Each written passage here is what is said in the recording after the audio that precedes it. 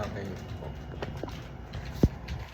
So, to start po, ako po si Ray Daniel M. Laksamana, 4th year student na po ng UP Diliman College of Fine Arts. And yung study ko po is creating an online campaign for the anti-discrimination of the LGBT within Angeles City.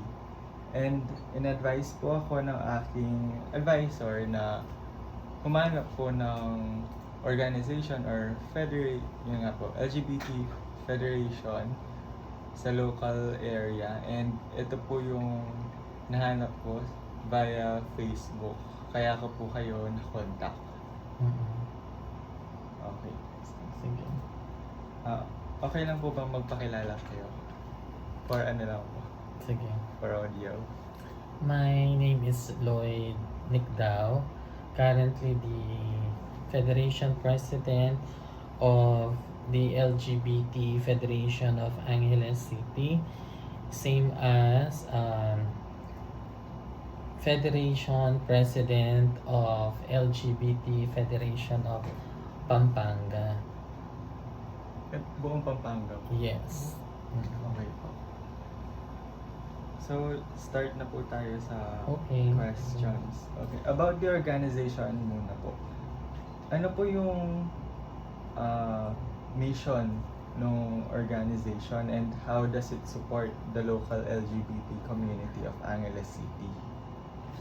Well, mission kasi ng LGBT talaga is to bring the services ng LGU or ng local government unit sa pinaka-grassroots. Kasi minsan napag-iiwanan tayo.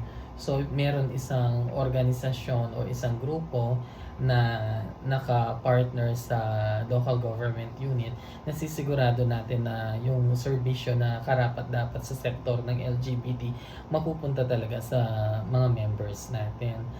Halimbawa dyan, let's say medical assistance, financial assistance, ganyan. Kung walang magfo-focus sa sector natin, hindi makakarating yung nararapat para sa sektor ng LGBT. Okay po. So, paano po na-form yung organization or yung federation? Well, may existing kasing organization ng LGBT dito sa Angeles City. Yan yung Supreme LGBT. Nabuo yan before the pandemic. So, nung pandemic naman, walang sector or walang tulong na nakukuha yung LGBT community kung hindi nanindigan talaga yung Supreme LGBT. So, from then on, ang nangyari is narinig, nakita, nagkaroon ng boses ang LGBT community na kaya natin tumulong sa mga kapwa nating LGBT kahit na walang nakukuhang pondo from the local government. And eye-opener siya nun kasi doon nila nakita na meron palang isang sektor na nakafocus sa LGBT na kayang manindigan para sa kapakanan ng bawat miyembro ng LGBT. Doon nag-umpisa, tapos dire-diretso na siya hanggang nabuo yung isang ordinansa sa Angeles City Government na nagke-create ng LGBT office. So technically from there, nagbabang utos si City Mayor na magkaroon ng LGBT organization per barangay. So ni-required nila na magkaroon ng LGBT organization per barangay. Then lahat ng presidente ng 33 barangays titipon-tipon yan, and doon nagkakaroon ng election. Doon nabuo naman ang federation ng LGBT Angeles City. Okay po. So, na-mention niyo po kanina na hindi po funded ng Yung local government? noong panahon ng pandemic, hindi siya funded. Okay po. Kaso lang naging eye-opener yon, nakita ng pamahalaan ng LGU na organisado tayo. From then on, nabuo nga yung city ordinance Ano po for ano po specific yung city ordinance? yung city ordinance, an ordinance creating the LGBT office in Angeles City. And this office is funded by the local government with an annual amount of 3 million. So from 3 million, diyan nakukuha yung pansahod sa mga staff ng LGBT office. So from the OIC down to the secretaries, drivers, diyan nakukuha, tapos supporting din yung mga projects ng LGBT. Alam niyo po yung number ng ordinance? Ng city ordinance, hindi ko kasi nakuha yung specific na city ordinance eh. I'll get back to you doon pag nakuha natin sa Actually, humihingi kami ng kopya ng city ordinance. Hindi ko pa nabalikan. Okay po. So, how long have you been operating po? And what key milestones have you achieved?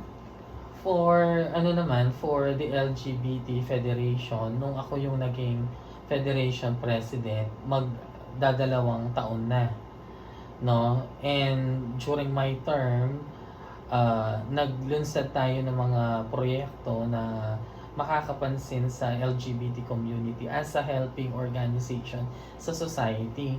Kasi naniniwala ako na once nakakagawa tayo ng mga projects, ganyan, na nakakatulong sa community, mas makikilala, mas mapapansin yung sektor ng LGBT. Doon ako nag-focus sa tinatawag nating Gandang Angelenya Project. Yung Gandang Angelenya Project is a hygiene project wherein we are teaching students, especially sa mga elementary school, the importance of proper hygiene. Since naniniwala kami na having proper hygienes, ito na yung nagiging daan para sa isang malusog na kabataan. Kapag malusog ang kabataan, magiging productive ito. At once na productive ka, isa kang malaking chance na mas makakatulong ka sa society kasi pwede ka na magtrabaho, ganyan. So, dun kami nag-focus. And with Gandang Angelenya Project, what we do is that we provide free haircut, ganyan, sa mga students, sa barangay naman, in participation with the women's sector. Nakakapagbigay kami ng free Brazilian sa kanila. Binibigyan namin sila ng pampering day, ganyan, same as with the solo parent. Kasabay naman dyan, the organization also provide feeding program. Sa feeding program naman, pinapakita naman natin na yun nga, health is wealth. Kumbaga, once naturuan yung bata sa tamang pagkain, ganyan, mas nagiging productive din sila. So, we already have started this project for more than 2 years now. Kamukha ngayon, March, Women's Month. Ang dami nating request for pampering for the women's sector. At least, the LGBT sector is participating or helping in the program of the city na kinikilala yung karapatan ng kababaihan by means of providing them the sense of importance sa pagbibigay ng pampering day sa kanila. So, halos ganun yung ginagawa natin. That is for the kumbaga tulong sa society. Now, when it comes to members naman, meron tayong mga proyekto, for example, yung distribution of free maintenance medicines sa mga miyembro natin na nagkakaedad na, 'di ba? So, merong mga high blood dyan. We were able to do that last year, and ang halos ng recipient natin dyan nasa 200 members ng LGBT. Nabigyan natin sila ng libreng maintenance medicine. Same as dahil sabi ko nga kanina, napapansin tayo ng local government pagdating sa mga financial assistance, food assistance, na ibababa na natin yan sa mga tunay na nangangailangan sa mga miyembro natin. So, dahil nakikita na nila ng organisadong LGBT, meron na silang natatakbuhan, nakakausap, na isang namumuno para yung serbisyo ng pamahalaan maibaba talaga sa mga miyembro ng LGBT sector. Okay po. So, yun po yung mga services na in-offer nyo sa youth, seniors, and individuals po, no? Yes. Okay po. So, sa mga services po na to, paano nyo po na-promote yung LGBT awareness basically? Parang yung acceptance ng LGBT, ganun. Well, when we do projects, nandyan yung Gandang Angelenya na we make it a point na parang ang bakla hindi lang salot sa lipunan, kumbaga meron tayong contribution sa society. And by means of sharing our talent, time, ganyan, na ipapakita na natin sa community na hey, eto ang LGBT, yung mga nilalait-lait nyo sa daan. Pero minsan nagbigay ng programa na nagpaganda sa inyo sa loob ng isang araw. At least hindi na nila makakalimutan yon. Ang Brazilian kasi sa isang salon, it's worth 1,500, di ba? Pero once na nabigyan natin sila ng libreng serbisyong ganon, hindi na nila makakalimutan yon. At in that sense, hindi nila masasabi na ang bakla salot lang sa lipunan kasi we were able to provide services, projects pagdating sa kanila at hindi na talaga nila nakakalimutan yun. So, dumako naman po tayo sa mental health support. Meron po bang mental health support yung organization nyo? Mental health support, once meron tayong nakuwang proyekto sa office ni Vice Mayor Vicky Vega, wherein nagkaroon tayo ng partnership with the CSWD.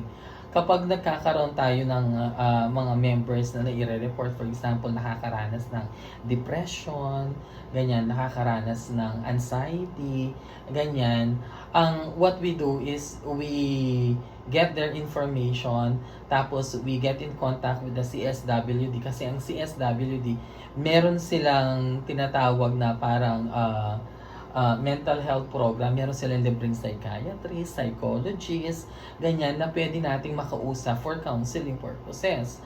So with that, yung mga nadidepress nating members, meron na napaghuhugutan ng lakas, ganyan. And we also make it a point na at least for every quarter, meron tayong mga gatherings na ginagawa, yung nakakapagkwentuhan yung mga kabaklaan, na pag-uusapan yung mga problema, ganyan, nakakaroon ng open forum, ano yung mga normally na dinadanas ng isang LGBT member sa pamilya nila. So, when we were able to talk about this matter, at least nailalabas o nagkakaroon ng output or outlet yung isang LGBT member at nakakagaan ng kalooban nila. I think isa rin sa magandang proyekto yung nagagawa namin ganon, yung parang group open forum ganyan, nakakaluwag sa damdamin ng isang miyembrong nakakaranas ng depression or anxiety. Okay po. So, nasabi niyo po na yun nga po, depression and anxiety. Do you accept reports surrounding discrimination and harassment? Or kung anong man po yung nagkakos nung nung depression and anxiety po nila? Well, actually, yes. Yun nga, yung sinasabi ko dun sa open forum na ganyan. Actually, ang proseso dyan, once na nakaka-experience na, let's say, discrimination, may nabugbog na bakla, ganyan, merong pinalayas ng pamilya. Once na nakarating sa barangay president natin yan, tapos na-relay sa atin, we make sure na we investigate the same way. Kasi, we need to find the grassroots kung bakit nangyayari yung ganito. And, by means of knowing the grassroots, dyan pumapasok yung information campaign natin sa society, sa community mismo. Kasi binugbog siya, binastos siya, hindi lang nila alam na meron tayong Safe Space Act 'Di ba? Meron tayong Republic Act dyan. So, once na nangyari, pwede natin, actually, naipapatawag natin sa barangay yung mga involved. O bakit binastos nyo yung ganito, ididemanda namin kayo ng violation sa Safe Space Act, ganyan, kesyo ganito. Once na progress yung kaso or humihingi ng apology yung involved, ganyan, ang punto doon is that we were able to open the case na nalaman ng mga involved na mayroon palang batas na ganito, at least information na nakuha nila, hindi na nila uulitin yung mga ganung pangyayari. Same as sa mga halos baklang kabataan na pinapalayas nila sa pamilya, lalo na pag minor de edad, hindi lang nila alam na meron tayong Republic Act 7610 na anti-child abuse law. So, batas din yon na sakop din ng LGBT dyan. Kapag pinalayas nyo yung minor de edad, pwede natin silang idemanda ng child abuse. So, doon pumapasok lahat. Dahil medyo alam na natin yung batas na pumuprotekta sa karapatan ng isang mamamayang Pilipino. Same as with the LGBT, na-educate natin yung tao at nababawasan unti-unti yung harassment, discrimination sa LGBT sector. Okay po. Sa mga cases po na to, gaano po karami or kadalas, frequency, gano'n? Nung nag-umpisa tayo, medyo marami-rami yung mga cases na ganito, lalo na sa mga urban areas. No, ang daming actually may mga cases na may napadaan lang sa nagiinuman, mababastos yung isang miyembro natin, mabubugbog, masasaktan, ganyan. Simply because yung nature ng community natin na halos hindi pa rin ganun katanggap yung LGBT sector. So, doon pumapasok talaga yung importansya ng education and yung information and education campaign talaga. And naipasok natin yan nung naidala natin yung proyektong Gandang Angelenya sa bawat barangay. Kasi nga, from then on, habang ginagawa mo yung buhok ng isa, ginugupitan mo yung isang ganyan, they are informed, alam niyo ba na may batas tayo ng ganito, Safe Space Act, bawal manipol ng babae or ng LGBT, ganyan, kesyo, ganito.